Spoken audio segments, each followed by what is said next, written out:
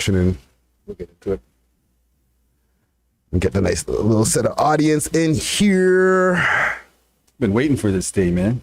Yeah, man. And see the way we're doing it today, man. It's a little different, man. You know what I'm saying? Like I like doing it. I've been watching a lot of No Jumper. I watch Star, all these different guys who stream live, right? Yeah. And sometimes some of the best interviews you can get is, you know, from just having an interactive thing with the audience, being able to tap in at the same time. Of course, yeah. So big salute to all the people right now who are tapping in. You know what I'm saying? We got a special one going on today. I'm going to make a quick post here on Instagram to just let the people know that we got a special guest, a friend of mine who's been doing a multitude of things to reach where he is today, right? Like I'm talking about from sound engineering. Yep. I love engineering, by the way. I'm going to ask you about that at one point too, because like I feel like you still might be behind the boards. You might still have like a Pro Tool set up somewhere in the crib. You know what I'm saying? It's set up, but it's not fired up, or else I would be dropping tracks or something by now, man. I'm itching. Right? Getting into legal practicing or practicing, how do I say that? Practicing law. Yeah. Right? Yeah. And then getting into politics. You know, I first ran in 1997. Yeah, we talked about that because this is a second time that you're here on the network. And for the people who don't know and who are just pulling up on the YouTube live right now, salute. We have Knia Singh in the building, electoral candidate Knia Singh in the building. Yes, provincial candidate for Humber River Black Creek, also known as Finch. Okay. Finch. Okay, so let's get into that even off top before we get into anything else, right? Yeah. Tell me about how the campaign's been going. Tell me about the campaign itself and the area that you're riding for. So the campaign's been going very well. I have amazing volunteers, campaign manager, people who understand what I stand for, and they're supporting me wholeheartedly. It's a really short campaign, 4 weeks. Okay. And I am still running the practice. So all day, every day, I'm working on court files. But in the evening, I take a break and I go work on the community and spread the word because, you know, I think it's important that people who are marginalized and put off from politics understand there's people out there who actually have it in their heart to do the right thing. And if they want to vote for somebody, they can vote for somebody they can trust instead of saying, you know, I don't want to get involved. Everybody's a liar. Yeah. At least when they see me, they say, okay, wait, I recognize you. I've seen you around here. You've done things that I value. So yes, I'm going to give you my vote. And I just want our community and all people who are pushed away from voting to actually get up and vote because that's the only way things are going to change. Do you think that it's been getting easier over the years to get people to come out and vote, or is it still a difficult task? It's difficult, but I notice this time people aren't as resistant to thinking about voting. Okay. I think they're so fed up with what they've seen on TV and how things are going that they're ready to put their trust into someone who's different. Yeah. And when I say I'm independent, their eyes perk up a bit and they listen more. And I say, look, I'm independent because the parties are only answering to the party. They're not answering to the people that live in the riding. Yeah. If I were to get elected, my focus is the constituents. The constituents tell the representative what to do, and the representative takes that back to the House and makes sure their voice is heard. That's how it's supposed to be. And what is one of the main things that, you know, you're looking to change once you get put into office? Really how the dollars are spent in the area. Okay. I find that, well, for the whole provincial government, they get hundreds of billions of dollars every year. We don't realize how much money they're playing with. And we see the same low services continue. We don't see Ontario Works or ODSP improve so people can actually have some quality of life. We don't see things put into healthcare. Well, the money that goes into healthcare gets wasted. Right. So it's really the wasteful spending and the lack of attention to personal issues in the area. And I think the youth need the most attention. Like education and employment opportunities are the most important thing. You can't just give people jobs, but you can create jobs by stimulating the economy through loans and grants, which are good.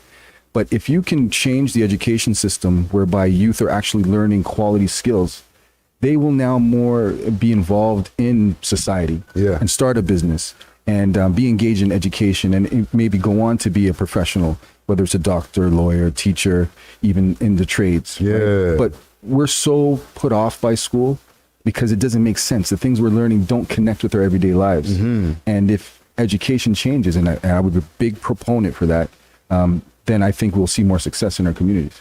Now, even with you like doing this for, and just to repeat again to the audience, like for what specific community that you're doing there, you're running for? It's Humber River, Black Creek. Okay. So that goes from Steeles down to around Shepherd, from Keel over to Weston. That's the general boundary. But the center and the heart is Jane and Finch. Right. And Jane and Finch has one of the most diverse populations, highly concentrated, but there's also the stigma of poverty, right? So you have a mixture of homeowners that have nice homes, but then you have the housing and then the poverty and the violence that goes along with it. And that's only a result of a lack of attention, right? Because if those representatives of those areas were actually focused on that riding, it has to improve, right? But what I see is happening is gentrification. We saw what happened with Regent Park. We saw what happened with Jungle. They're doing the same thing with Finch right now.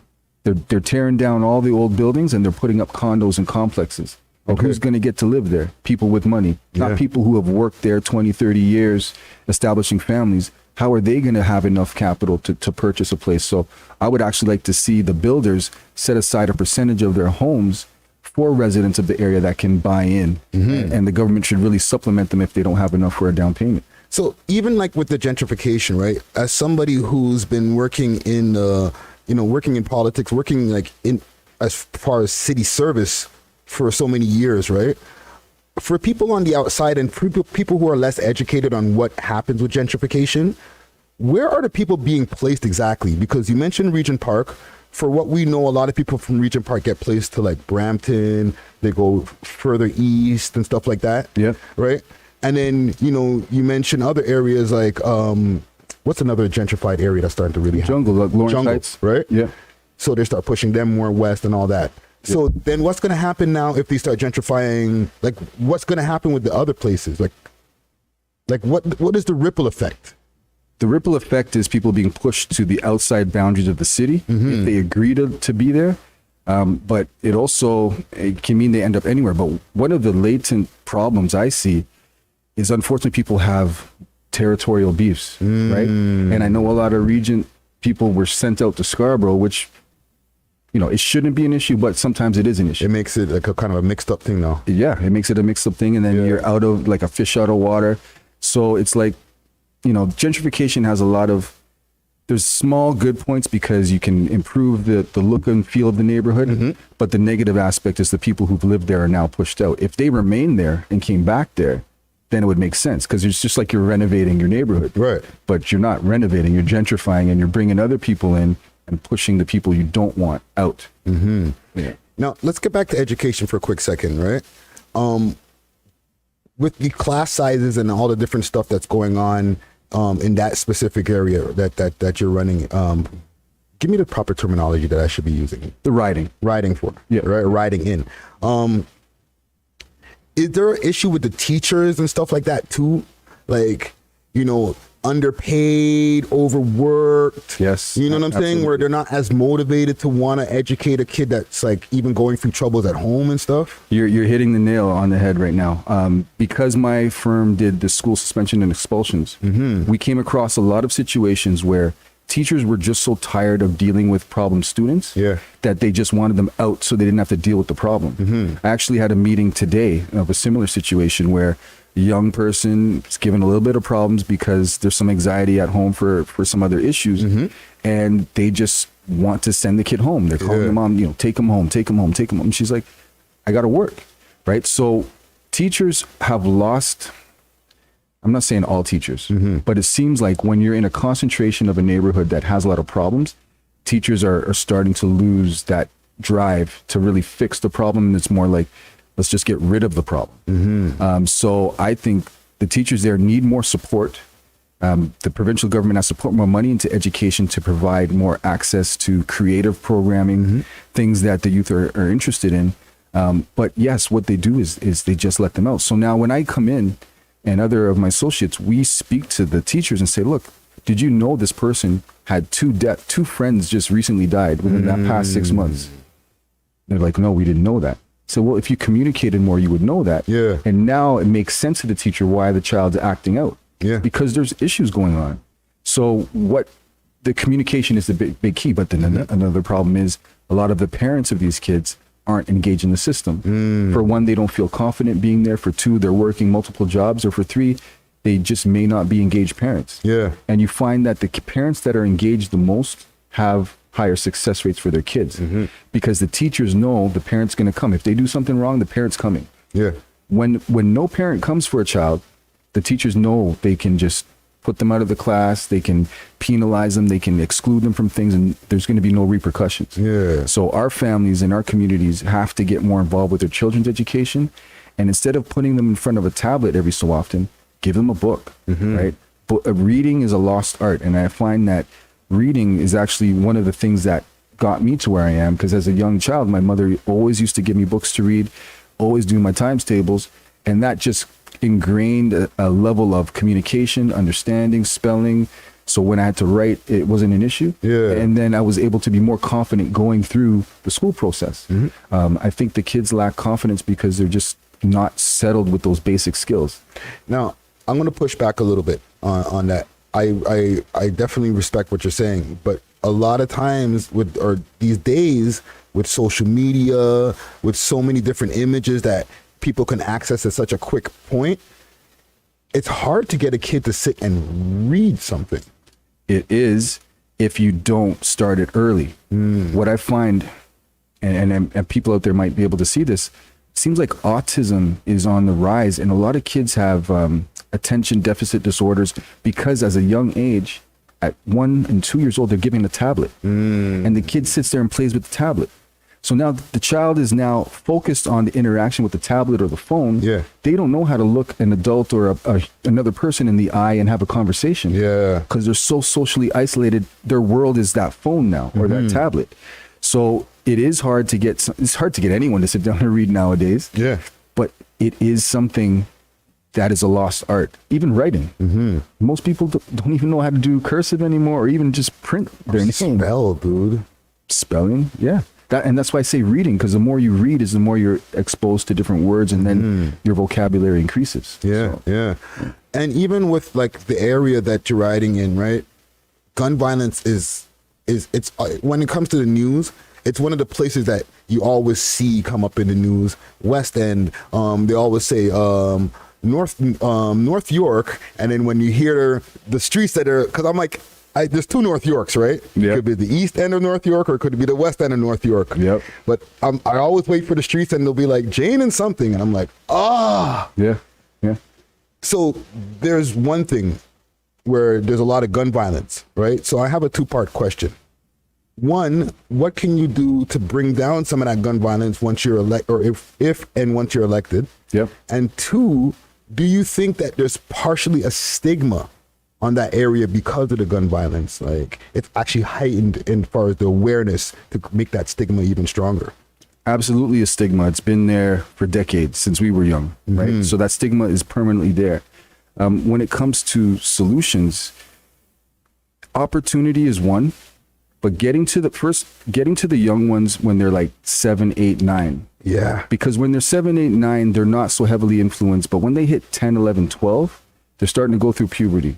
They're looking up to the older ones. They want to emulate that. Yeah. But if you can ingrain into them a path and a future and what's right from wrong and where your life could end up if you take the wrong path, they will be more conscious to avoid those paths. We can't get everyone to avoid them because sometimes it's your environment. Yeah. Right. But if you have the knowledge of legal knowledge, of economics, of just knowing that you could end up dead or in jail, those kids might steer away. So that's one thing, getting them really early. But the second thing is not giving up on those who are already involved. Right. And that's a lot of things. That's what I hear from a lot of politicians or a lot of educators. Oh, once they're 15, 16, they're lost. There's no hope for them. Not at all. I know people who are in their 40s now who have changed from when they were 20 and 18, 19, and they've changed their lives. And it doesn't mean that a 16-year-old is hopeless. But we have to listen to what that 16-year-old is saying, because the fact that they can walk out into the street and get shot at any time is real. And because other people don't live that lifestyle, it seems alien to them. You're right. But that's an actual reality, and we have to factor that into the solutions. They need support constantly, and it can't be support from 5 o'clock to 8 o'clock when the community center is open. This has to be 24-hour around the clock. And I'll quote Louis March. Like, Louis March from Zero Gun Violence always says that. Like, what's happening in the 2 a.m., 3 a.m. when the shadow people are out? Like, who do they have to go to? Yeah. And that's what I would do. If I had the budget and the resources, I'd be making sure there are 24-hour places where people can go that they feel safe, that they could communicate, that they can, just reason. Yeah. Because reasoning is something that we don't do anymore. And one of the heavy influences on gun violence is conflict resolution. I find that our community, again, due to the lack of self-esteem and to the lack of always trying to prove yourself, we can't let a man disrespect us or a woman disrespect us in the slightest way. We have to react right away to prove a point. Yeah. As opposed to saying, that's uncalled for. Like, I didn't come at you like that. Yeah. Did you misinterpret me? Like, you got to articulate yourself. And we have a problem. The community has a problem articulating themselves. And I think that leads to a lot of gun violence.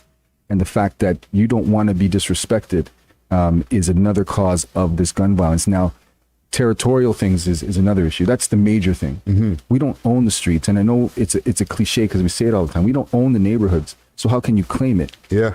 Yes, you live in that environment. No, you don't want anyone disrespecting it. But at the same time, what are we fighting over? People should be working together. Big businesses, they cooperate. They become conglomerates and they take over other businesses.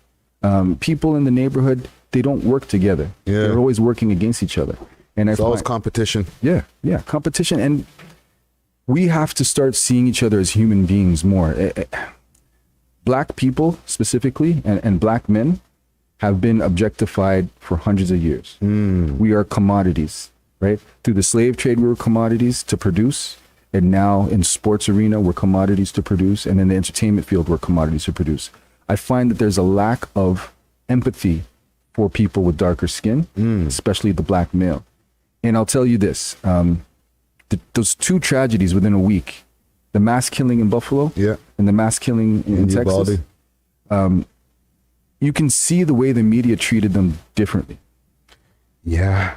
Right. And no one's really talking about it. And I know it's a bit taboo because when you start talking about it, people think, oh, what, you don't care about the other people? No, we care about everybody. Yeah. But the fact is the media attention on the killings in Buffalo was much shorter, much quicker, and less empathetic. And we have to try to understand why is that happening. Yeah. But we as people, as black people, black men, have to look at each other and value each other's lives. We never think about, okay, if I pop this guy, like, what's his mom gonna feel? What's his daughter gonna feel? His son, his girlfriend, friends. We're not thinking about that because it's just a body. And in these songs, it's just another N-word. Like, I don't want to perpetuate saying the word, but you all know what I'm saying. Like, you hear it so often. Oh yeah, I raise up and I blast the N. Wet up in the block. You know what I mean? Had his mama crying. So listen, before we continue, I want to send a big salute to the people here on Instagram. I want y'all to tap into our YouTube right now. We're on YouTube. I have an exclusive interview with Knia Singh right here in the building. All right. We're going to be getting into some conversations about what he has going on with the election coming up this Thursday. Okay, I want y'all to make sure to exercise your right to vote. All right, tap into the YouTube. And for the people on YouTube right now, if y'all want to ask some questions and get your questions read on air, hit the super chats. Any donations are appreciated, and we'll be reading your comments as well as we go through this. All right, Instagram, y'all know what to do. So one thing with like the last 2 years, okay, and I'm gonna tread lightly because we're on YouTube. I will try my best. Right, but I'm gonna tie it into with the election, right, and everything we've been having a conversation about right now. Yep. How do you think the pandemic has affected all of these different socioeconomic and different things that we've been having a discussion about. It's exacerbated them to the max. It's just made everything tenfold, 100-fold worse, because people were already stressed before the pandemic about life, the cost of living, and just trying to make it. With this, the limitations on where you can go, how you can work, what you're being told to do, and then the disputes within families, it's just driven people apart. It's made people lose a lot of hope. I know people who have taken their lives because of this. Wow. And businesses are going under.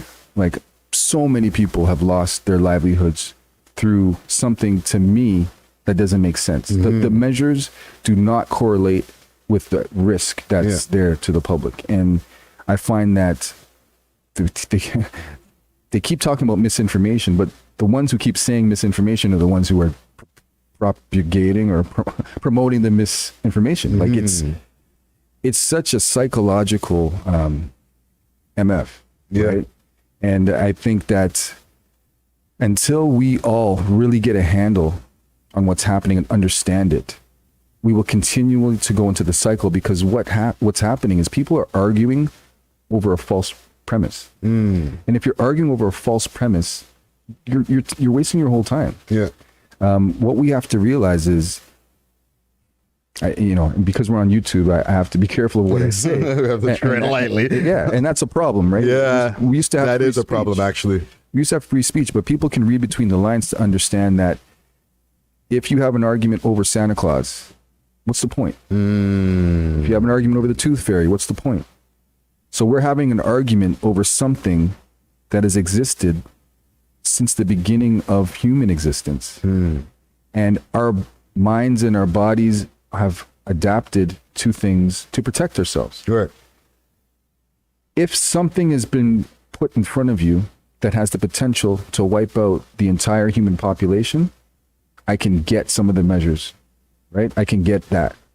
But factually, that's not the case. There is no way, potentially, ever, that what has been presented is going to extinct the human population. So why are we acting like it is? Now, let me ask you, bringing it back to the community, because with our community, or even with the community that you're riding in, I know, or I'm assuming that it was affected because, especially, there's a divide between people who are willing to go get their jabs and people who aren't. So when you get to like areas like Jane and Finch and Black Creek and all that, I would imagine there'll be more people who aren't jabbed than who are. Am I wrong about that? No, I don't think you're wrong about that, because Statistics Canada was showing that if we're talking about the African Canadian population, they were 56% likely to get it, compared to the rest of the population, which was 78% likely to get it. Wow. And then the second highest number was the Latino population, which were about 64% likely to get it. And Jane and Finch is made up of predominantly African descent and Latino. And Latino, yeah. So that whole area definitely probably has the lowest rate of what you just mentioned. And I remember driving by Driftwood when it first came out. When the thing came out, the pretend solution first came out, there was lineups. And I'm like, why are all these people lining up? And it's just like, because they've been taught to be fearful. They trust the information source. They go along because they're trusting, but because us as people of African descent who have been targeted and discriminated against, we're more critical of the system. So our minds are more questioning anything that's presented to us, and we'll say, no, we'll wait a little bit first. And second, no, I don't want none of that. And then even like just religious, right? Rastafari and other Orthodox religions are very much against trying to go too far outside natural ways of living. And this is a very unnatural remedy to a very natural problem. To holistic healers and different people like that. So for this Thursday coming up, and this is also another reason why I thought this was like good to do this on live too, because the elections are coming up this Thursday. There's a whole bunch of different people who are running, right? Like, I guess that's how like the political system works. On that one day, people could just vote for all the different types of elections, or am I wrong about that? No, it's just the one provincial right now. Okay. So we got our 3 levels. You got your municipal, which is your city. You got your provincial, which is a province, and then the federal, which is everywhere across the entire country. Okay. So this election is the Ontario provincial election. So each province does their provincial elections at different periods of time. But this is ours. And then after this one, it'll be another 4 years. You get to choose who represents you in your area. Okay. But what the media does is they give you the leaders and they tell you to choose a party, which is deceptive. So the NDP or the Conservative Party and all that, because that's all I'm seeing when I'm watching CP24 and stuff like that, right? Right. So I'm not aware. Like, you had to put me on that you're running, that you're in an election at this point, right? Right. Because they won't cover small ridings. That's what I'm saying. And the fact that I'm running independent, they'll probably shy away from that as well, because there is a preference to have people vote through parties, because when they vote through parties, you can sway how the election turns out. Yeah. If the media pushes enough of one party, they're going to get the vote. Or if the media pushes enough negativity about a certain party, they won't get the vote. Right. So that's how it works. This is all controlled, unfortunately, by how much media exposure you get. Now, the hardcore people, they're going to go in their riding and they're going to knock on doors and they're going to get support, which is great. But again, they're not saying, I'm going to do my best for you. They're saying, oh, Doug Ford's going to build a highway, or, Del Duca's going to ban everybody who's not jabbed from going to the LCBO. Right. That's a fact, right? But they're not telling you that, but I'll tell you that. Yeah, right? So I'm just hearing about this now. I watch CP like crazy. Listen, months ago, Del Duca was running on that. He's like, when the whole lockdowns were heavy, he's like, and we should prevent people who aren't vaccinated from going to the LCBO. I'm like, what? Like, that's one of the few things that people are calming themselves down for. And what you should be doing, if you're really concerned about health, you should close the LCBO and you should ban cigarettes, because we're talking about a respiratory illness. Yeah. And you're selling millions of cigarettes and alcoholism and all types of stuff, which lowers your immune system. Yeah. Right. So when it comes to politics, they've been promoting the parties, but what they should be promoting is focusing on your riding. So wherever you live, you should be looking at who the candidates are. And regardless of their party, say, okay, Jim, do I like him? Rob, do I like him? Kelly, do I like her? Or whoever. And understand what they're about. What's their experience? And then you choose who's the best person that's going to connect and represent your ideals. That's an effective democracy and election.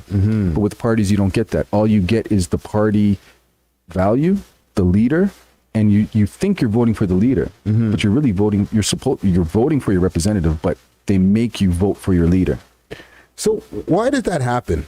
Like, because I know that it's a distrust for the media. I know that there's also distrust for politicians.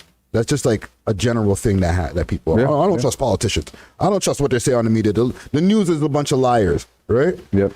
But I feel like there's some kind of a relationship that's happening between politicians and media from what you're explaining right here, because there's certain people who are getting pushed to the front, and then others like yourself and other people who are working on different levels, but just as important, pushed in the back. Right. Is that?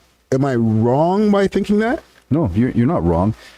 We got to go way back, and you got to go to the printing press, and you got to go to newspapers, because when elections were way back happening, whoever had the front page paper and the article influences the majority of people. That then translated to radio. So whoever had access to the radio interview, which I got right now, which I'm happy for, thank you. Or video, radio. But we on all platforms. Yes, media, right? Yeah. So when you get access to the radio back then, you have an advantage. And then it became television, right? So when media decides, now certain media companies favor certain ideologies. We look at the Sun newspaper. Yeah. They are known as a right-wing paper that touts racism and all types of nonsense, right? Yeah, they got some crazy headlines. Oh man, I used to collect those papers every time there were shootings back in the day, and they would just plaster, black faces and really ridicule them. I used to collect those. I still have them somewhere. Wow. But noticeably, the Sun is a right-wing organization. The Toronto Star used to be known as a left-wing organization. So both of those papers would now write favorable articles for whichever party that they really resonate with. And then that's what starts to become popular. But now what I find is the media is neither right-wing or left-wing. Okay. They are now just controlling which way it goes. And I'll tell you a little trick. It's like when the NDP, when Jack Layton was still alive, and the NDP was going up against, I can't remember who it was in power at the time, Stephen Harper maybe. But the media started giving attention to a group that they didn't want to win, just so that group can get enough votes to pull away from the real threat from the party they wanted to win. Split the vote, as they say. That's exactly it. Yeah. They start to give them attention to split the vote. And if you notice, that sort of happened with the Green Party now. They started giving the Greens a little more attention, which is good because Schreiner did very well at the debates. But what that does now, it takes away from the Liberal and the NDP and makes the Conservative stronger. Because there's only one right-wing party, and now there's these other lefts. But I'm telling you right now, the left and right thing is over. There's no more left and right. Okay. There's just an agenda, and the media promotes that agenda. But people, my analogy is this. Every election, you're given $1. And on election day, that dollar is going to disappear. Why not spend your dollar? Why let it go to waste in your pocket? Yeah. You can control at least where support goes. And for anybody who's running for the betterment of their community, they should get that support. Don't worry about strategic voting. Oh, if I vote for this person, that person won't get in. No, just vote with your heart. Vote with what you understand. But don't let your vote go to waste, because that's power. Other countries, people die for votes. We as people weren't allowed to vote. Indigenous people were not allowed to vote. Women were not allowed to vote because the power structure knows that that's what controls their system. And the more that we believe politics is a sham, and the more we stay away from it, is the more control and power they have. I got a question on voting as ex-convict, right? And I'm going to go through, before I actually ask my question, let me go through a couple of these comments here. Salute to the comment gang here. Comment gang strong. Don Phillies 215 in the building. Adrian 576 in the building.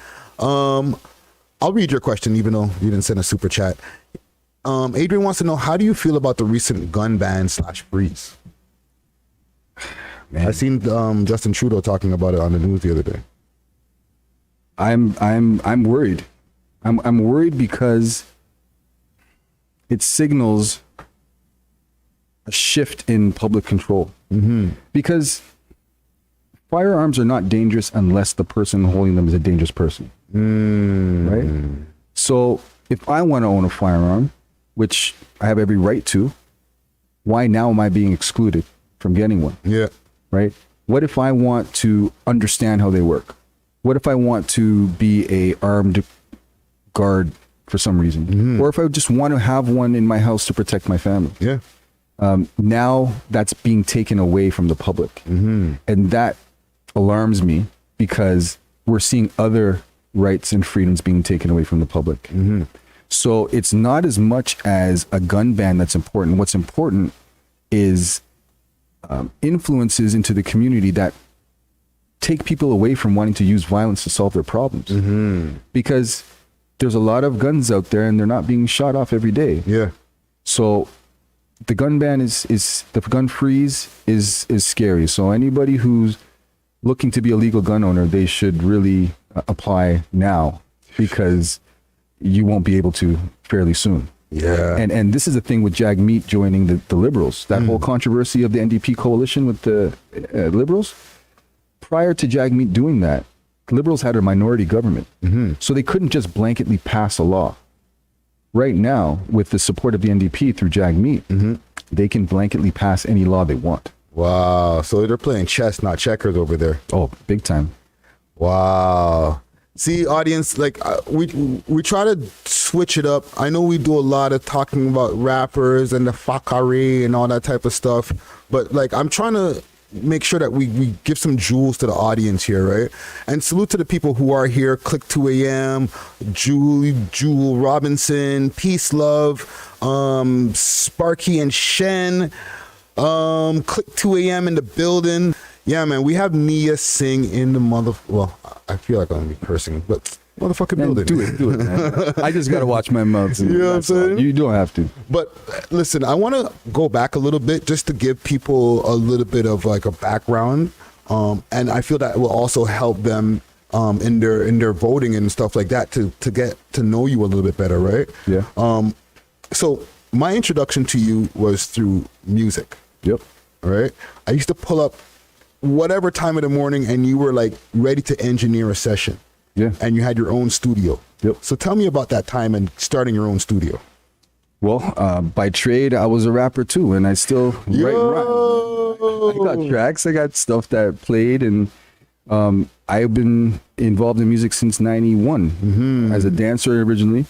And then because I couldn't get in the studio with the group I was dancing for, I got my own equipment and started my own studio so me and my boy could rap. Shout out to Shamari from Too Crazy Mental. Okay. And from there, because we were one of the first publicly open hip hop studios in the city from '93, word just spread that I was there. And because I value hip hop so much, like it's a part of my soul. Like that's hip hop, me, we can talk hip hop classics any time of the day. And just the neighborhoods start to understand, okay, there's a studio here you can go to. You're going to come in, you're going to drop your track, you'll get a beat produced, drop your lyrics, and you'll be able to go home with a copy that's listenable, right? It was hard to get that in any studios. And because of, I'm lucky I have a certain level of discipline, I made sure my customers were satisfied. My rates were super affordable. I started out at $20 for 3 hours. Wow. You get 3 hours of my time for $20. Y'all hear that? $20 for 3 hours, yo.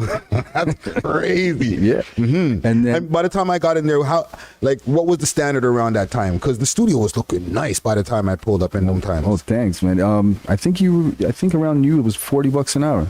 Wow. It was about $40 an hour. And the studio was like worth way more than that.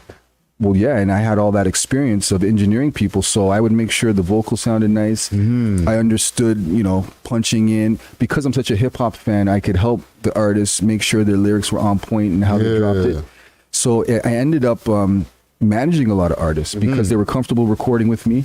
They can get their stuff done in a good amount of time, efficient amount of time. There wasn't wasting time. I wasn't bunning the place down when I was working, so I wasn't distracted. And there was a respect. And the fact that other people from different neighborhoods were all coming to my studio, I would give them books. When they were waiting, I'd give them books on African history to read. And they would sit there and read while they're waiting for their session. And then the conversations between different groups just flourished. People made connections. And a lot of the beefs were settled. I remember on stage, the beef between Fillmore and Regent Park was settled at one of my shows. The jump off we did in 2009 down at Opera House. And it's connecting with people through art. And then that's how I got into politics and music. I mean, politics and law. Because I was doing co-op. I was doing co-op placements for high schools. And then these young people were telling me, I got charged with this, or, this happened. And then I would show up to court for them. And I would advocate and say, you know what, this person's a good person doing good things. And then a lot of the guys started asking me to be their sureties. And I was actually sureties for quite a few of them and that were doing music at the time. And then that experience made me understand how law was working. Yeah. And then one of the artists I used to record, he became a lawyer. He was a teacher. He became a lawyer. And that's crazy. He hired me. He said, Knia, and shout out to Louis Dallas, right? He said, Knia, you know the law. Come work with me as a legal assistant. So I started showing up in court, speaking to the judge, setting dates. And then after, he just said, instead of me paying you for your time, let me pay for your LSAT prep. I did my LSAT prep, got into law school, and then the rest is a wrap. And for some of the people who don't know, man, like Knia has been, when he was working on music, like he was working on like some of the bigger artists in the game, you know what I'm saying? Like I met Don Million through working at Knia Studio, you know what I'm saying? Like you engineered like pretty much all of those albums or most of those albums at that time for him, no? Well, Fonz was doing the engineering, but I was doing the managing. So I did a couple of his early recordings, but because we were so close and from the same neighborhood, there was a trust there. Yeah. And it's hard to trust people in this game, but Millie and I had that mutual respect, and I was managing his stuff, and that's how we ended up getting nominated for Rap Video of the Year 2006. Yeah. Walked the red carpet, got the distribution deal, even had the documentary, Alias the movie filmed. And then, working with TNT, Point Blank, Out the Trunk, 20 Below, like so many different artists from different neighborhoods. Yeah. We just had that respect for each other. And there was a lot of scary times in the studio. I could imagine. You just named some gully crews, bro. Trust me, bro. Like the amount of things that were around and the amount of times that even I had to put my hand out and just stop a man from whatever. Like literally, I can tell you, like, I remember being at shows, we're out of town and things are heating up and I'm just like, yo. And then the man that would respect me and it wouldn't happen. But it was real. It was real. And if there was only Instagram in them times, holy fuck. Oh my gosh, I don't know what would happen then. Well, we would have blown up by now if we had social media back then. Yeah. We were recording on tapes and printing records and CDs. Like, yeah. You know what I mean? But it was an experience. A lot of my fondest memories are from there. I miss being in the studio. I miss seeing that creativity come out of people who felt like they didn't belong or felt like they didn't have anything, and then seeing them create something that they can roll with and develop. It was the best feeling in the world. And I'd like to see more of that. Like, I'd like to see more studios pop up and more people put their energy into art instead of other negative things. Now, before we go into like even some more stuff in the legal stuff, right? Because I want to get some like legal opinions for some of the stuff that's happening currently in the news, right? Yeah. But I want to like take us through like a journey basically. So from the music and you get into law, all right? Give me some of the pitfalls that you might have dealt with on the way up dealing with the legal profession, especially as a black man. When I wrote my LSAT, I didn't get my score. Funny enough, the Alias documentary was being filmed the same time. So the camera crew followed me to my LSAT test. They got permission to be there because it's really tight. You can't have any electronics. You can't have any notes or papers. You go into the room, you do this test without any breaks, and then you come out. So they showed up. I did my test. I got the letter for the test score, and they were waiting. So I open it, and then it says, your score is canceled. I'm like, why is my score canceled? Yeah. Because they want to know if I have a good score enough to get into law school. And then I had the subsequent letter said, a test invigilator watched you leave the room, pull a cell phone out of your pocket, and when a camera crew approached you, you bolted. What? So they thought I cheated on my LSAT. Crazy. I was tripping. I was like, what the F? Like, who's trying to sabotage this? Because this was a major move for me and for the community and everyone around me. Yeah. So I was basically being told I cheated. And once you have a canceled score, you can't if you send that to a law school, they're just going to throw that away. You're not giving you any play, especially when they think you cheated. Lucky enough, the camera crew was filming just before I came out of the door. And they filmed and and you see me come out walking and talking. And then the camera guy comes up to me, he says, hey, Knia, like, do you want to call your daughter? Right? Because I'm father of 2 children. He's like, do you want to call her and let her know how you did? I said, sorry, I can't. My phone is in my car. And then he's like, here, I got my phone. I'll give it to you. So he passes me the phone.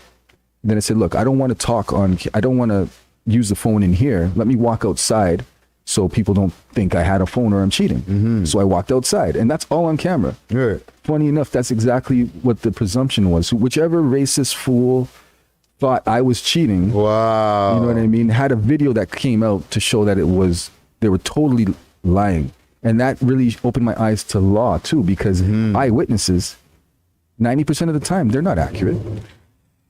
So scary because like you're getting messed up while inside of the legal system. Like, it's like, how do you defend when you're trying to become part of the system that defends people?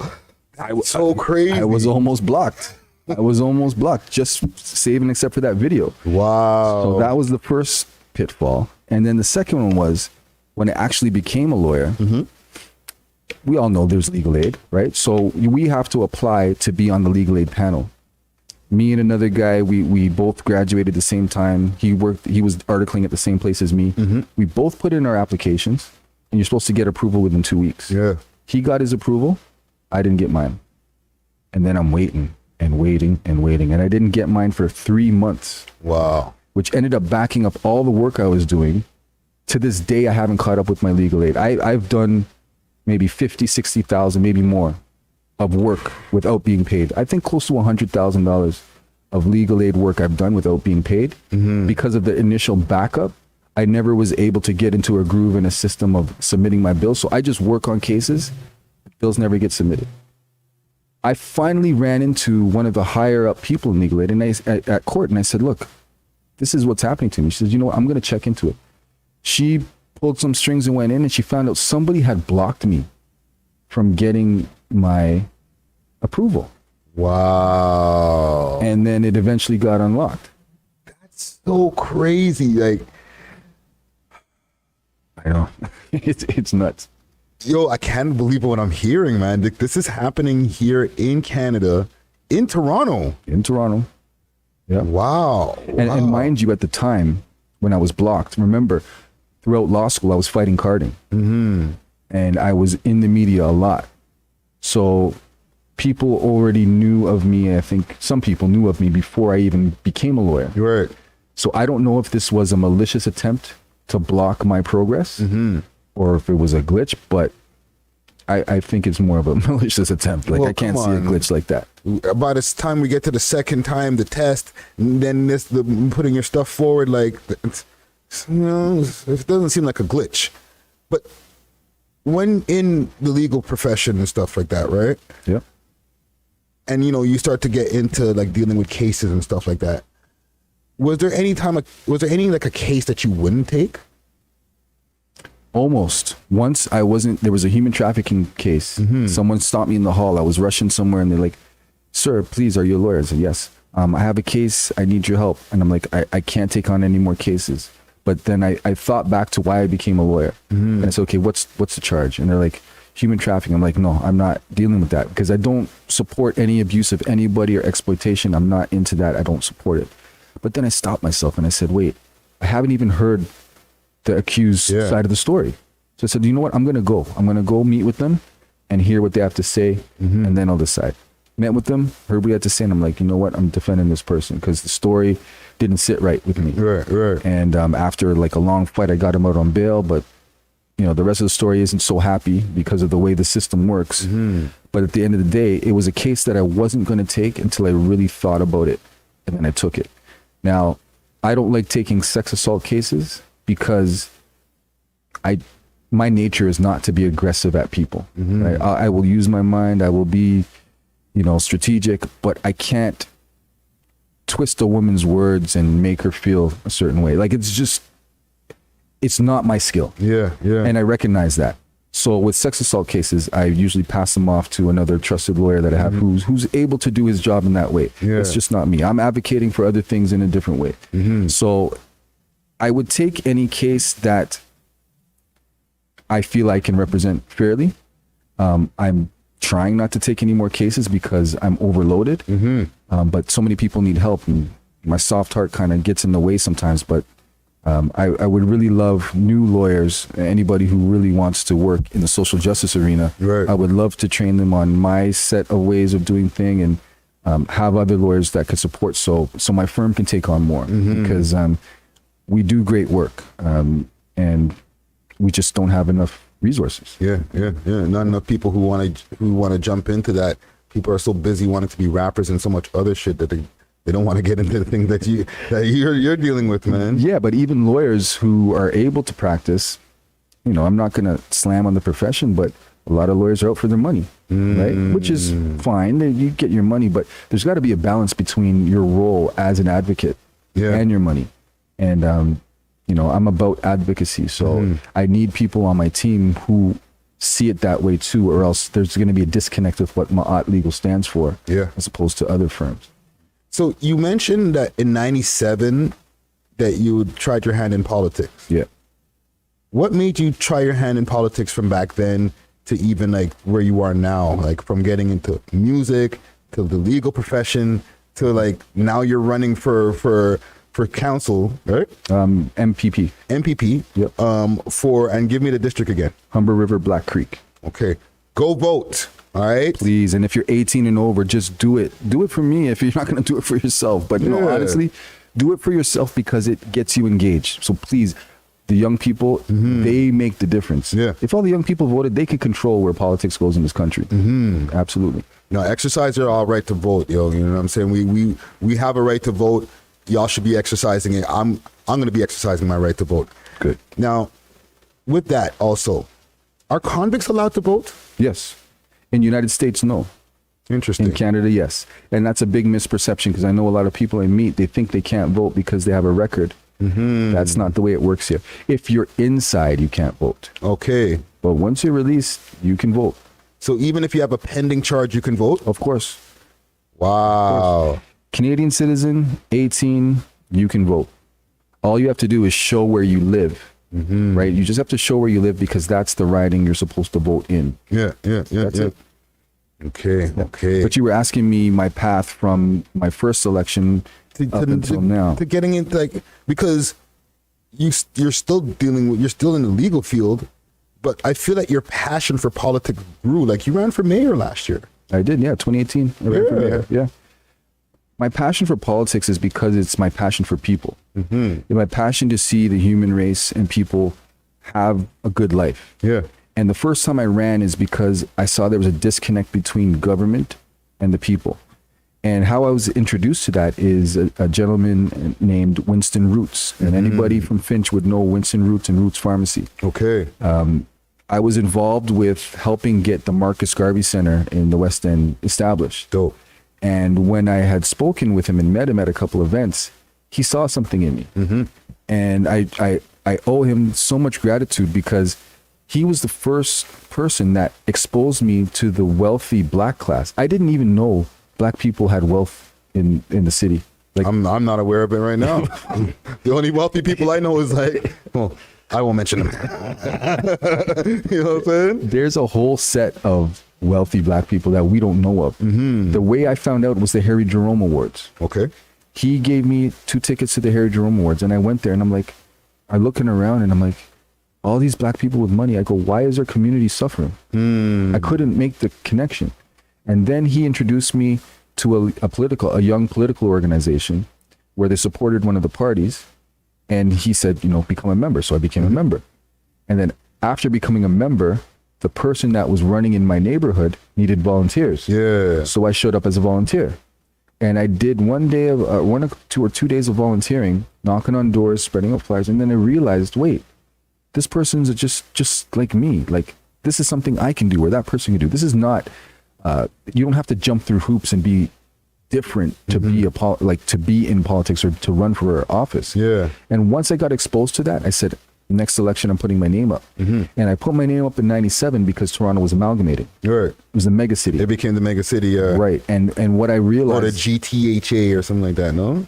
No, it was the mega city. The GTHA is the Greater Toronto Hamilton area. So GTHA includes Hamilton. GTA is Greater Toronto area, which includes like Sauga, Peel, York region, and Durham region. But when I ran, I realized that, okay, anybody can do this. And I said, I wanted to bridge the gap between government and the people. Again, because I was able to, I had good vocabulary, reading, etc. I was able to understand things, but I knew other people around me who were smart, but just didn't have that experience reading or doing things like that. So they didn't translate the way I was able to translate. Right. So I said, you know what? I'll represent the people. I have no problem doing that. And I thought, okay, I'm going to put forth my good ideas. I talked about water quality. This was before Walkerton. I talked about water quality. I talked about indigenous issues. I talked about things that made sense. And then after the election, I thought I was going to win, right? Which everybody does. But after when I saw the results, I was like, okay, this is not about ideas. Yeah. This is about how much money you have and how much volunteers you have. And so I said, okay, I'm not going to run again. I'm going to wait till I'm older and established, and then I'm going to start doing it. So in 2010 is when I put my hat back in the ring because I was older. I was 30? So 30 yet. Yeah, 30 and 36. And I said, okay, I'm gonna start getting people to know me again, because I know it's time to build up your name. Sure. And I was running in Malvern, Alton Towers, Malvern area where I grew up. And I saw that people liked me. I saw that at the debates I did well, but I didn't have the infrastructure. And because I was always working, I was running studio. I just started back in university, and I was doing this stuff as a legal assistant. Right. So I don't have it's not like I'm inactive, so I have time to knock on every door and do everything. I give everything I got, but that was the difference. So then I ran 2010, and then I saw an opportunity to run with the Green Party. So I ran federally with the Greens, because I found the Greens didn't have all this criteria, and they didn't control your words. Right. I didn't want to run with a party that would control what I said, because I believe you need to get the authentic me, and I authentically have to represent the people that are around. And I ran for the Green Party a few times. They loved me. They wanted me back. But people would always stop me and say, we like you, but you're with the wrong party. So then I made an attempt to get the Liberal nomination back in 2016.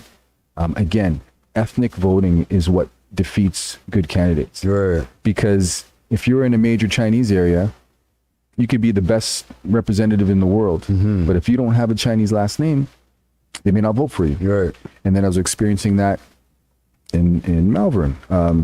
Because my name is Singh, and because I'm black, even though I'm half Indian, half black, but I appear black, people who were Indian didn't want to vote for me. They said, oh, he's black. And the black people didn't want to vote for me. They said he's Indian. He's Indian, yeah. Right? That's crazy. I know, it's crazy. We're so divided, man. Super divided, man. But what I always got is people in the area still respected what I had to say and appreciated it. But it's this political machinery that defeats good representation. Yeah. So our government suffers because of that machinery. So I just keep going. I'm a lawyer now. I have a voice in the public. So it's almost like being elected without being elected.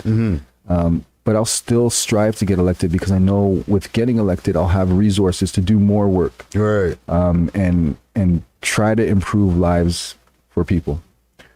Let me ask you one more question before we get into like some of the more current topics, right? Yeah. Do you think having your legal experience assists in politics as well? Absolutely. Tell me why. Because you have to read a lot of information, and you have to understand laws and lawmaking. And I found that a lot of politicians, at least the very successful ones, were lawyers. John Tory was a lawyer, right? Having a legal degree gives you that added ability to sift through knowledge, to be respected, right? And for people to value your words. Yeah. So I just found it as an advantage, but I really became a lawyer to protect the community and protect myself, right? Because I thought about it, like the most critical thing that decides every day is the law. So if you know how to navigate and argue the law, then you are really at the helm of how society functions. Yeah. And it's been a great asset, because people can't just say things to me and I'm like, oh, okay. No, it's like, actually no, or yes, and this, because I've done the research or had experience. But being a lawyer in social justice, especially criminal law, I'm exposed again to so many injustices and so many challenges, where now if I were to be elected, I know where the dollar should go. I know what's needed to improve people's lives. Yeah. So it's that experience that's really beneficial. Oh, that's dope, man. That's dope, man. Yeah, man. We have Knia Singh in the building. We're doing an exclusive YouTube live. Big salute to the comment gang. I want to read a couple of the comments that are over here. Big salute to Rashad Harris. He said, "Yes, brother." Big salute to Peace Love. He said, they say politics and talent shows are a lot in common. The media and corporations are the judges. Politicians are the contestants. Wow, what do you think of that statement right there? That's deep. The media aren't the judges. The people are the judges. The media is the medium of the message, and the contestants are, most of the contestants are the politicians. If you're just running for the sake of getting a position. Yeah. For me, it's different. I'm running because I want to improve lives. I want to improve the future of my family. I want to improve the future of your family and all the viewers. The viewers who are young or viewers who have children, what's going to be left for them to hold on to? What freedoms are they going to have? What abilities are they going to have to navigate this nonsense that's happening right now? Yeah. They're not going to have much unless people stand up for their rights, right? And you know, I don't look at myself as a contestant, even though it's a great analogy that he put there. But that's me. I'm a bit different than the regular people who run. Yeah. Right? I'm doing this because I really believe in a society that functions coherently and cooperatively. There's no reason why not every human could have a house and food. Like, there is no reason. Yeah. Aside from greed, right? And aside from greed, and greed and politics go really hand in hand. And it's so funny. The two things that people despise or don't mistrust the most are lawyers and politicians. Lawyers and politicians. That's crazy. And I'm right in that field. Yeah. But I'm the opposite of the stereotype. You know what I mean? And even being the opposite might be unbelievable because it's like, oh, sure, yeah. They all say, yeah. Right? But trust me, check my track record and you'll see. And Friday, Ricky Dred, man, you know my history and you're letting the people know. So. No, listen, I don't usually delve into the politics too much, but through knowing you, it has encouraged me to actually look into politics. When you ran last year for mayor, it was the first time, and this is no cap, it's the first time I ever voted, dude. Wow. Like, wow. in 40-something years, it was the first time I ever voted. Yo. Because I know you personally, and I was like, I'm going to do that. I'm going to exercise my right to vote. The voting is right in my building in the first floor. I just walk right by them all the time. I don't care. And you're part of the reason why I finished in the top 10, right? My first time out without much ability to canvass the city. Yeah. I finished in the top 10. And thank you for that. And thank you. I hear that a lot from a lot of the people in the community. Well, I say that to say because when people can identify with their politician or the person that they're seeing as the politician, it encourages us more to be like, you know what? I know that person. I know he's a good person. He's not trying to mess over the people. I won't feel bad like voting, like saying, okay, well, maybe will he screw us over later? No, I actually know him. Yeah. You know what I'm saying? Yeah. And for the people who might not know you personally, if they know where you come from, they know that y'all come from the same type of backgrounds and different things like that. It puts that trust in there where they're like, well, he ain't gonna screw us over. Absolutely not, bro. You know what I'm saying? Because that's all the people want. They just want, they vote for somebody that they just say what they're gonna do. Trust me, if I wanted to be in one of those parties and elected, I would have been already. Like, if I want to be with them, can play the game. You know what I mean? It's not hard to play the game. Yeah. Yes, sir. No, sir. You know what I mean? Like, that's easy. Yeah. What's harder is being true to yourself and true to the people. And that's me. I can't not be that. And I'm glad that you were inspired to vote. And I hope every time that I run, more and more people are inspired to vote. Yeah. Because that's half the reason why I do it. I know the odds maybe seem dismal sometimes, and I know I'm working all the time, so it's hard to do everything I want to do. But as long as my face can be there and someone can say, you know what, I know that person, or a young person will say, wow, that person looks like me. I could do that one day. That means we've expanded our potential. Yeah. Right? Yeah. And I'm happy if that's what happens every time I run. No, that's dope, man. And so let's get into some of the stuff that, you know, we see going on in the media. One of the things that I've seen most recently, I posted up on my Instagram page, is that they want money back for the CERB. Don't pay that money back. I know it's easier for me to say. I never took it. Right. And that's one of the things. Anyways, they gave that money out with no strings. They encouraged people, just apply. And I knew from day one it was a scam, because why would you be giving out that much money so quickly? It's not like anybody hit a roadblock. Things weren't really closed. It was just the beginning of the pandemic. Yeah.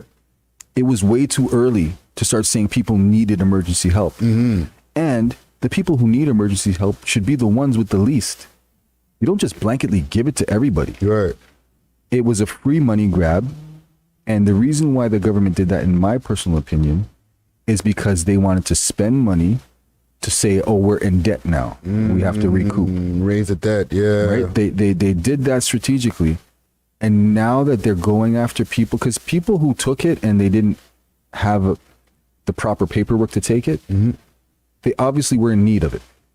Right? So anybody who took that was in need. Yeah.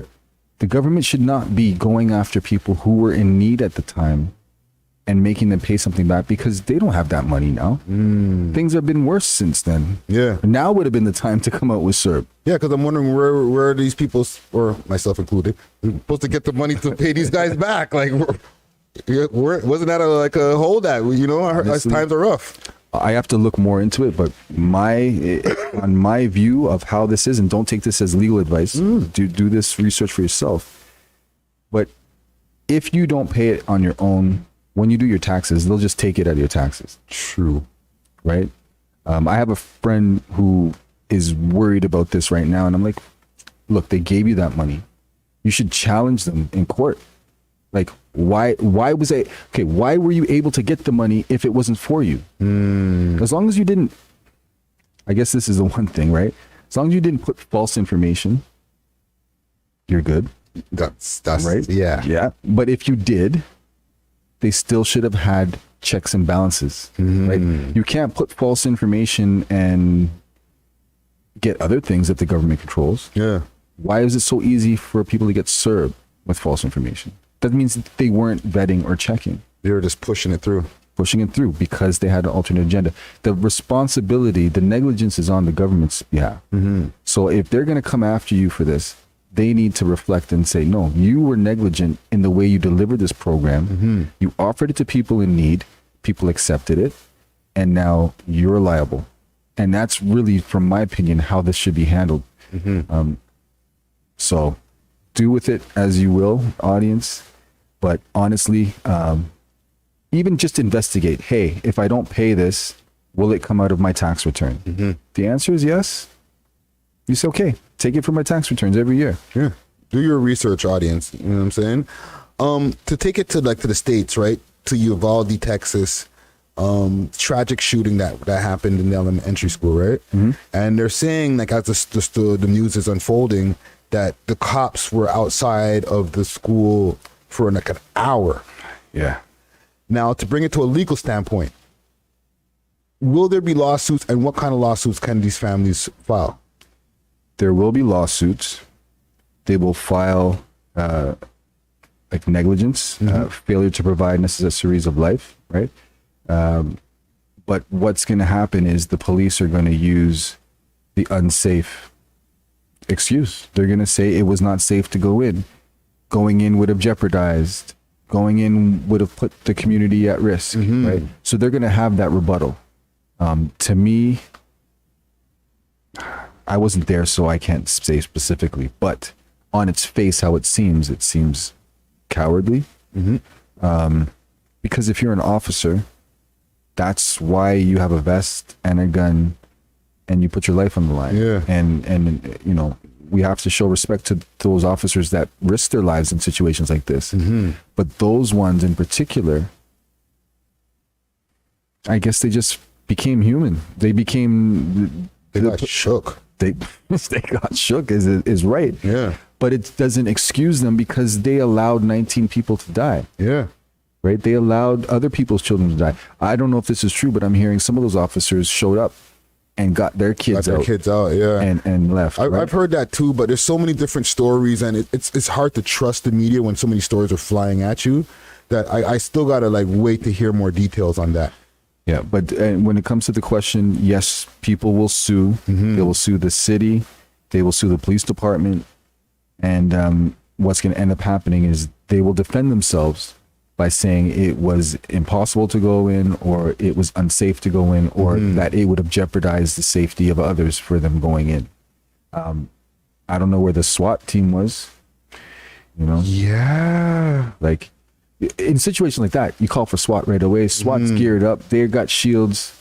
They got to bust in. Not just right? like the cops, the SWAT, that's the tactical team. Where's the National Guard? You know? Yeah. Where's the Army? Like, you got a guy with 2 machine guns locked, barricaded in a school. Yeah. You got to call up the real reinforcements. Now, an RIP to those to the what was it? 19 children and 2 teachers. So 2 teachers, yep. RIP to all of them. And the man who died of a broken heart after he found out his wife was killed. Yeah, that's crazy. He died of a heart attack after he just couldn't take it. Yeah. I want to stay in the States for a second because there's the big RICO case that's going on right now with Young Thug, Gunna. They're over there in Georgia. It's a Georgia state RICO that's going on with them. So it's not a federal RICO. Mm-hmm. Now in this, they have 185 charges on them, including racketeering, there's murder, there's they raided Young Thug's place. They found more guns. They found drugs over there. They're saying that Young Thug is the kingpin of the criminal enterprise Young Stoner Life, YSL. Okay? Okay. Including, and they're saying that these guys have been terrorizing the Atlanta area from 2012 to now. Or maybe even 2015, I'm not exactly sure. But from that long to now. And they've been collecting all this information, including some of the lyrics that they've said from Young Thug's songs. They're not using the lyrics against him, but they're using it to prove that he is the kingpin of the YSL organization. That's nonsense. Now, he's been denied bail, him and Gunna. Yep. And they're trying to get life from him. Do you think they're going to get life from Young Thug based on what I told you right now? And they've arrested at least 28 members of the team as well. I'd have to know his connection to the actual murders, and his actual connection to the racketeering. Now, I think they've obviously charged him because he's a big name. Yes. Right? Now, coming up from where he is, I'm sure he knows and is associated, and he could potentially be involved in some way. Mm-hmm. But with a recording career, how much time do you have to be involved in these things? I think they're probably using his name to just bring everything down. I can't speculate on if he's going to get life or not, but what I can speak about is the usage of rap lyrics in criminal prosecutions. Mm-hmm. And it is entirely wrong. It should not be admissible at all because rap is art, right? And rappers say things that aren't true to promote their persona, right? They may touch on subjects that happen around them, but because it's art, you can't hold them accountable. It's not an affidavit, Right. It's not a sworn testimony. Do we charge Rob Zombie for horrors and deaths when he makes horror movies? No. Right? There are people making movies of killing people, stabbing, cutting them open, shooting them. That's art. We don't presume that they are killers because they've made a movie that depicts killing. Yeah. So if you write a song that unfortunately depicts violence in a negative way, that doesn't mean you've committed that violence. It means you're telling a story, you're articulating, you're painting a picture. So there has to be more scrutiny over using rap lyrics as evidence at trials. Get rid of that. That should be tossed out.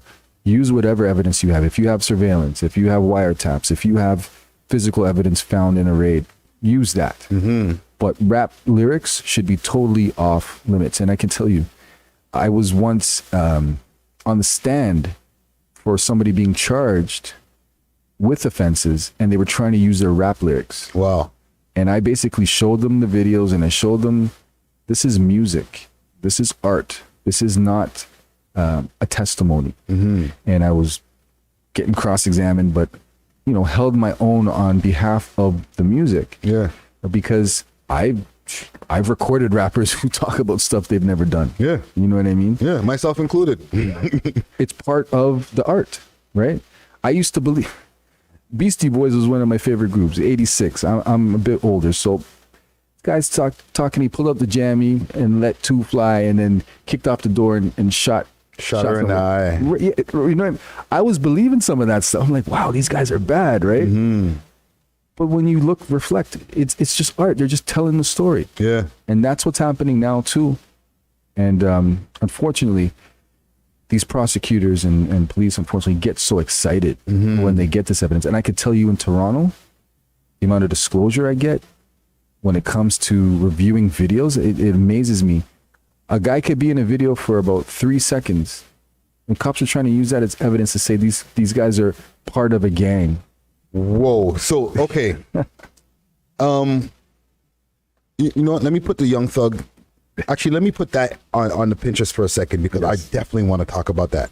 One more thing with the Young Thug incident, right? Yeah.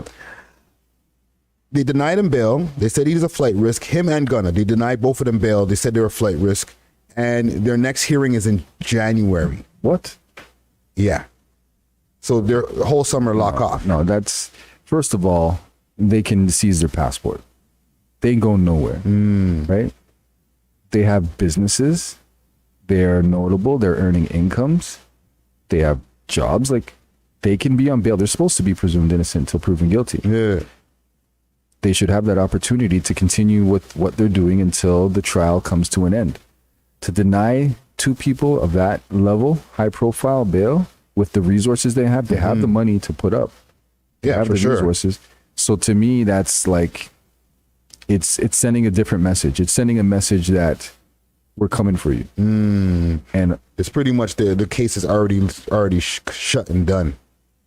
In their mind, the prosecutor's mind, and the state. In their mind, but I just don't understand how a judge wouldn't release them on a bond when they probably have a lot of resources to post bond. Yeah. It would have to either be overwhelming evidence against them to deny them, or just straight bias and racism why they're denied.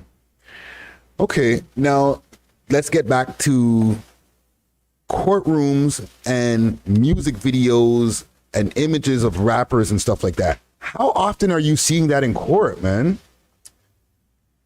Almost as often as I see people getting charged because they're smoking in their car. Listen. Wow. Stop smoking weed in your car. Okay. Honestly. Lesson.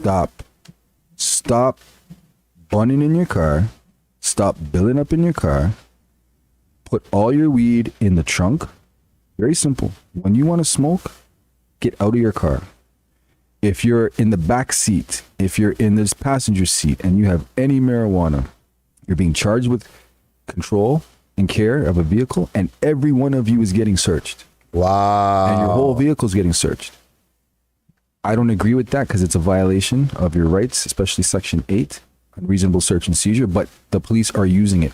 I even have a case where I have a picture of the guy's console of a Tim Hortons cup. There's nothing on the top, like nothing. This cop says to the driver, "What's that? That's marijuana ash on your thing. Get out! I'm searching the vehicle." Like, and you could imagine what happened after that. But there's no weed in the car, and he said he smelled weed in the car in his notes. I cross-examined the officers at a preliminary hearing. Every time I asked the other officers, when you went by the car, did you smell anything? Oh no, I didn't smell anything. Did you see anything in the car? No. Did you see any marijuana? No. Every other officer didn't see nothing. Except for this one. The one who instigated the stop and who did the search, and why the person is now under some heavy charges. So not only are you putting yourself at risk by smoking in your car, but know that is going to be an excuse for cops to search your vehicle. To dig the whole car down. So you have to be squeaky clean. Yeah. Because at least like what I'm saying, I have that picture with no marijuana. That's going to be really critical at the trial, right? So if you know you have nothing on you in your car, it's only locked away in the trunk, you're fine. You say, no, I don't consent to any search. And if they violate that, then it's going to be a charter breach. Yeah.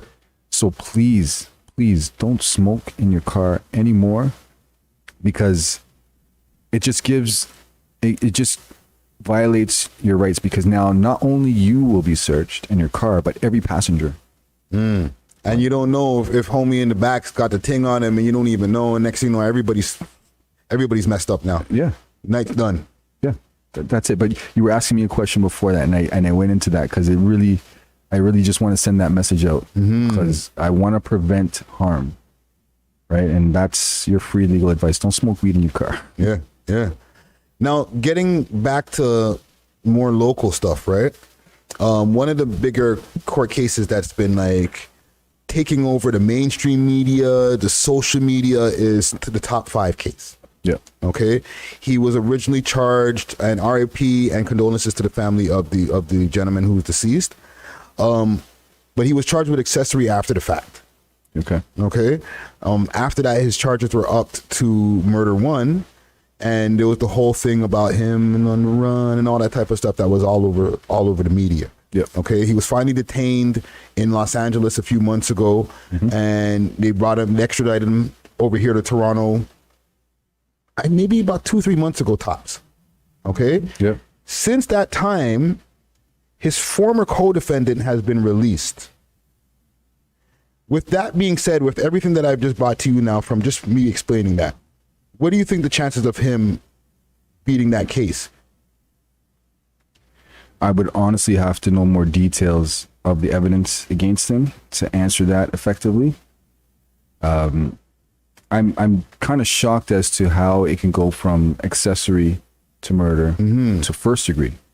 That's a huge jump because for first degree, it has to be premeditated, thought out, and acted on. Right. I don't know if this charge being upped was a way of getting him extradited from the States because maybe on certain level charges. No. Just to give you some more context, it was accessory to murder after the fact, and then upped to murder, and then that's when the whole on the run thing happened. Okay. Right. So it wasn't in between. It was up to that, and then that happened. Okay. And then after they caught him a few months later, brought him back here. But like I said, since that time, and part of the reason what I've seen from the media, they said that they believe that he was in the vehicle and all that different stuff, right? Yeah. But now that his co-defendant or former co-defendant has been released, it seems like the case might be taking a turn. It might be, and I'm just looking here and it's saying that they don't suspect him of being the shooter. Right. So this has been in the media. They've said this from a long time ago. So I really don't understand how you can have a first degree murder charge if you're not the shooter. There's something called party to an offense, whereby if you know an offense is going to happen and you're aware, and if you're aware and you're kind of part of the ongoings that surround it, then you're a party to that offense. So that could possibly be the way they're bringing him into this. Right.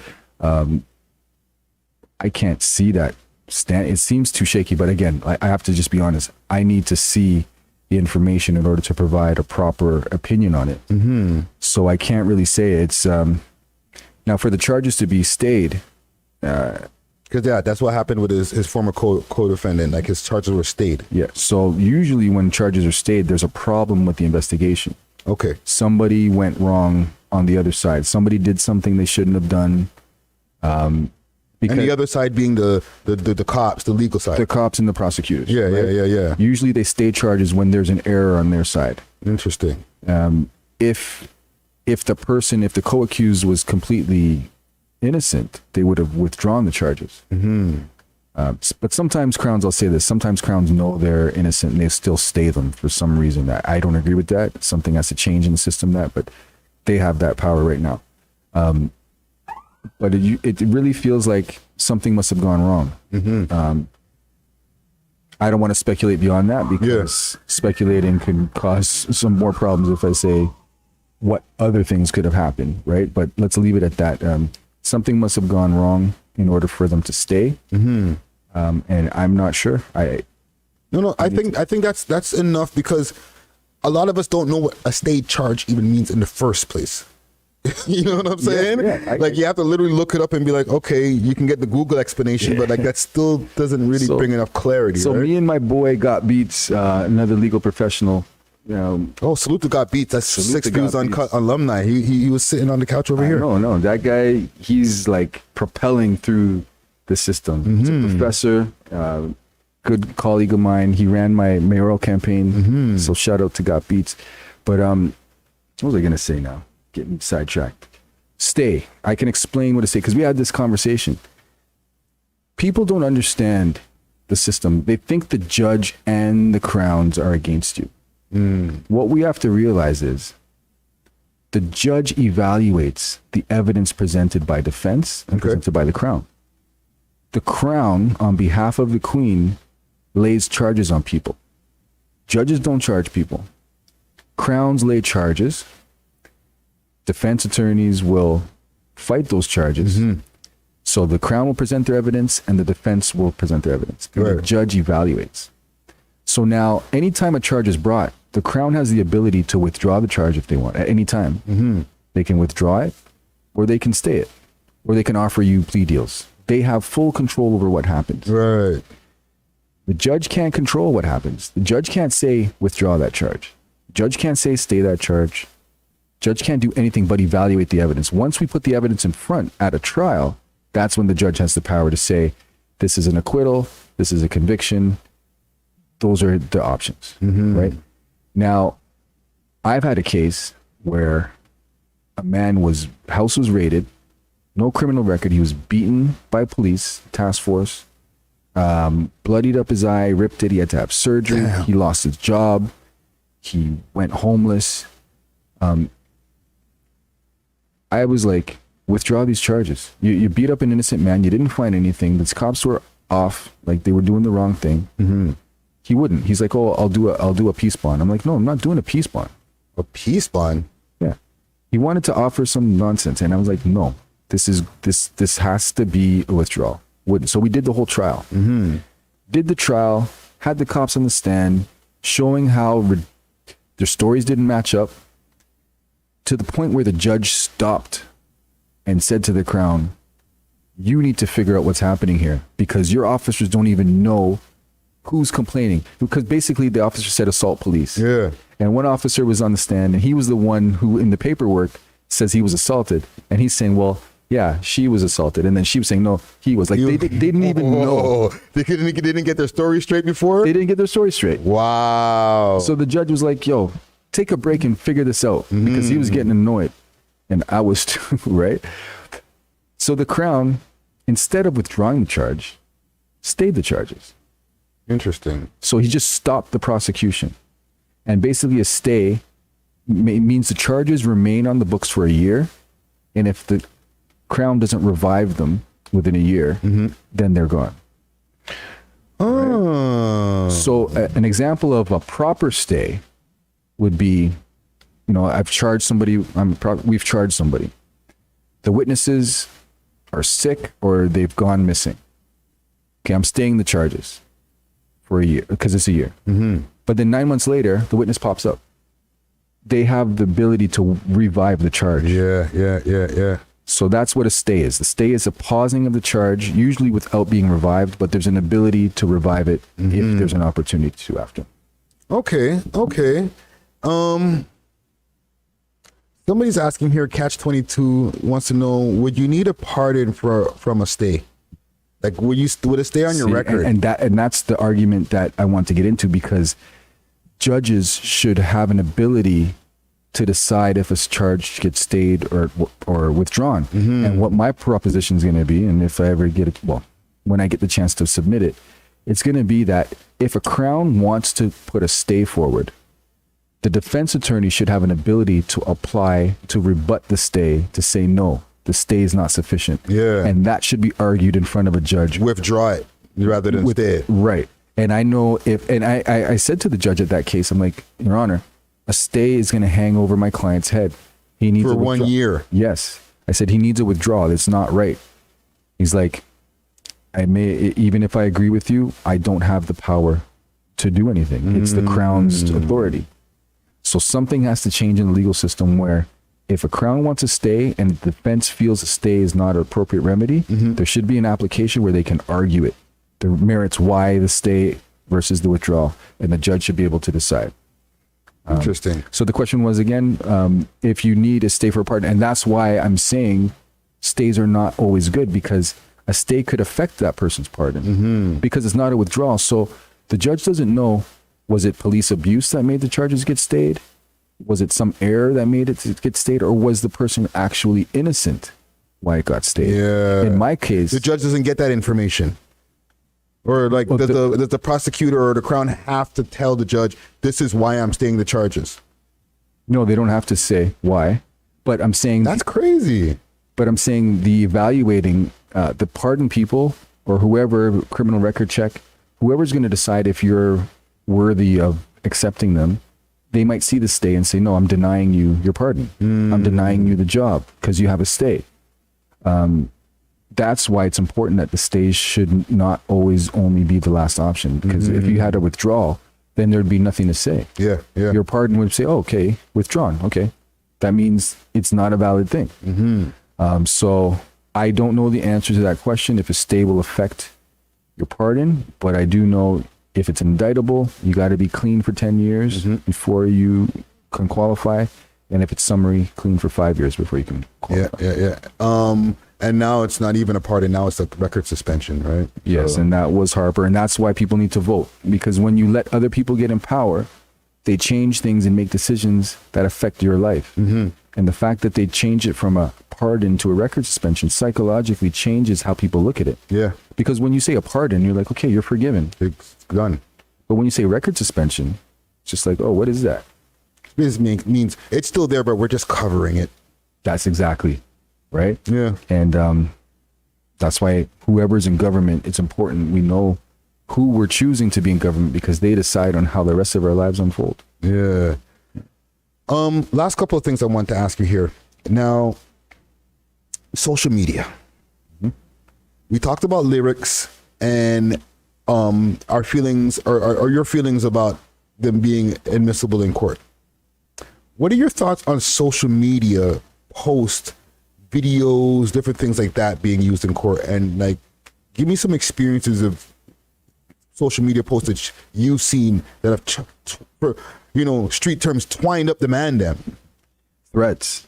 You can't threaten people on social media because that's something you can't really argue with, right? You're communicating with someone, and if you say, I'm gonna do you something online, you can't say, oh, I was just joking. Because if you say it in person, you can't even say I was just joking. Yeah. Right? That's a major thing. It's the videos and stuff, though. That's kind of where I want to go with this, because I've seen cops use videos against people who I said, we were in the video for like 3 seconds. Because they're in a neighborhood and their friends are shooting a video and they decide to stand in the background, they're now being associated as a gang. And the person at the forefront of the video, or somebody else who's done something horrible, that other person is now associated and believed to be part of the gang. Wow. Because they're in the music video. Because they're in the music video. I've seen these guys have pulled up videos like 3-4 years old and trying to say, oh, well, look at this video. I'm like, why are you showing this? This has nothing to do with anything. Yeah. But it's in big use. Trust me, all you rappers out there, they know who you are. They know your faces. This is something to be cognizant of. Because remember, when Rap Sheet came out, remember that? And the Real Toronto. Like, we were the pioneers of that, right? Man started flashing their things in videos and whatever, and then we started rounding people up. Yeah. Don't do that to yourself. Like, just don't. What about comments? Are they using comments against defendants? Like people having back and forth in the comments, and then let's say something happens, right? Can they say, I seen you in the comments arguing back and forth with this person, and now you assaulted them. So you said that you were going to do it in the comments. That would be circumstantial evidence. Interesting. And how circumstantial evidence it works is you have to draw an inference, and it has to be a reasonable inference. So although it's not direct evidence, if there's something you can point to say, because of this, the reasonable inference is this happened, there's a potential for someone to for that to be used as evidence against them. So, for example, when I see you at the club, I'm gonna bang out, I'm gonna smash you. And then at the club, the person punches the person who they said they're gonna do it to. Yeah. There's no video evidence, no eyewitnesses, yet there's that message. In the comments. There can be a reasonable inference drawn that the perpetrator of the offense is the person who made the comment. Wow.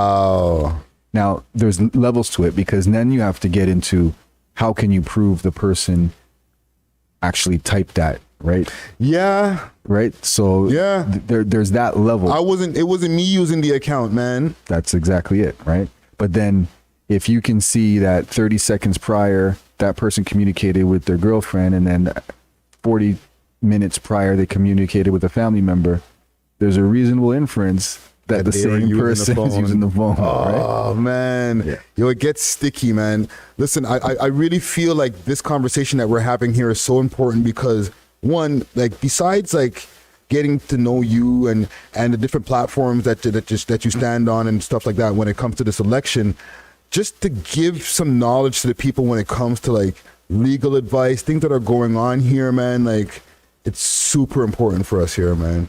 Absolutely.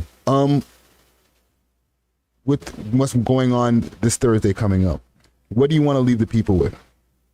I want to leave the people with, if you're 18, please vote. 18 and over, please vote. Please encourage your family to vote, because it's your opportunity to exercise your power. Mm-hmm. We don't have much power as a community. Caravan of time, we have power. We used to, right? They already took that from us and mashed it up, and now we're all confused. Yeah.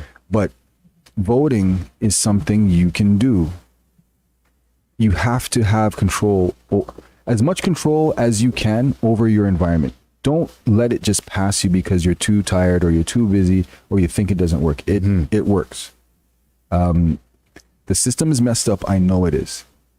But just imagine if there was one person with a similar view that I have running in every riding, we would have a potential to have a government that actually worked for the people. And I know I'm not the only person who thinks like this. There's got to be others out there. I know there's others out there. I've met them, right? We have to start just paying a little more attention to our future and paying a little more attention to how our immediate decisions decide our future fate. And not only the fate of us, but the fate of our children and our loved ones. So just imagine, if I were elected in Humber River, that would make a difference to that community. I know that, right? It's just as simple as that. When you have people in the right places who are ready to do the right thing, give them that dollar that you have, give them that power, transfer that power from you to them, so they can do something positive with that. Yeah. As long as we stay out of this game, we will never win. And I'm not saying that voting is the only way to win. We have to be economically stable. We have to be educated. We have to be wise. We have to be courageous. We have to be firm and disciplined. These are all other qualities for people's lives to get better. But acknowledging how society runs and being a part of the decision-making process is something we should not just throw away, right? So I want to leave people with, if you're 18 and you live in the province of Ontario and over, please vote no matter which riding you're in. All you have to do is go to Elections Ontario, type in your postal code. It's going to tell you your riding. And then there's a section that says candidates in your riding. Click on the candidates in your riding and just read the names. And they should have links to their websites. Sure. Click on their website and read about them. But at least if you get to the point to read the names and you just decide, okay, I like this person's name, like, I'm not saying that's the best way to vote, but it's better than not voting. Yeah.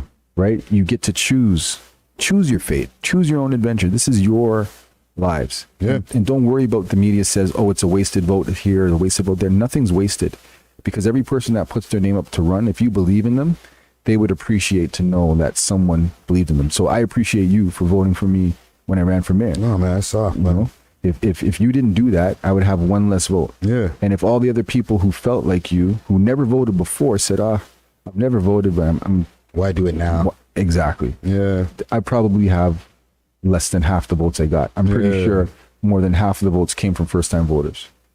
And I'll continue to do this as God willing, I'm healthy. And I just want to see us do it. I really want to see other people start stepping up and doing this. Getting into politics. Yeah. Yeah.